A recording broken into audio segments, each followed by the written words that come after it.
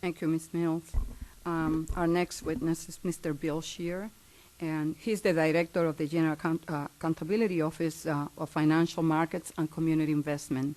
The financial markets team works to improve the effectiveness of regulatory oversight in financial and housing markets. It also oversees the management of community development programs. Mr. Shear, welcome. Thank you. Madam Chairwoman, Representative Graves, and members of the committee. It is a pleasure to be here today to discuss our work at the Small Business Administration. My statement is based on our report, Small Business Administration, Additional Steps Should Be Taken to Address Reforms to the Disaster Loan Program and Improve the Application Process for Future Disasters. This report is being released at today's hearing. In that this is a general oversight hearing, I also look forward to contributing to the discussion at the hearing on other SBA programs. After the 2005 Gulf Coast hurricanes, many deficiencies were exposed in the agency's disaster loan program and demonstrated the need for reform. For example, as we stated in our February 2007 report, SBA did not engage in or complete comprehensive disaster plans before the Gulf Coast hurricanes. Since then, SBA has taken several steps to reform its disaster loan program, which includes creating an online loan application and increasing the capacity of its disaster credit management system. In June 2008, Congress enacted the Small Business Disaster Response and Loan Improvement Act to expand steps taken by SBA and require new measures to ensure that SBA is prepared for future catastrophic disasters.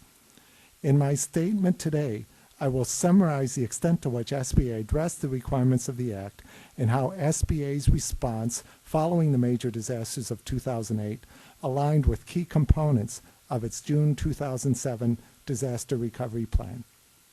First, with respect to addressing the requirements of the Act. As of June 2009, SBA met 13 of 26 requirements of the Act, partially addressed 8, and did not take action on 5 which are not applicable at this time. SBA officials told GAO the agency has not yet completely addressed some provisions that require new regulations because to do so, the agency must make extensive changes to current programs or implement new programs. For 2 requirements that will involve private lenders, SBA plans to implement pilots before finalizing regulations. SBA has not yet addressed the Act's requirements for region-specific marketing and outreach, nor has it ensured that disaster loan program information is readily available to regional entities, such as small business development centers.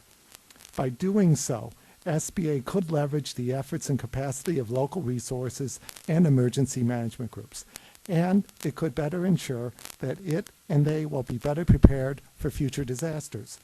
Also, as of June 2009, SBA has not met deadlines to issue an annual report to Congress or an updated disaster response plan. Failure to do so can lead to a lack of transparency on the agency's progress in reforming the program, and it can limit its ability to adequately prepare for and respond to disasters. Furthermore, SBA did not have an implementation plan for addressing the remaining requirements.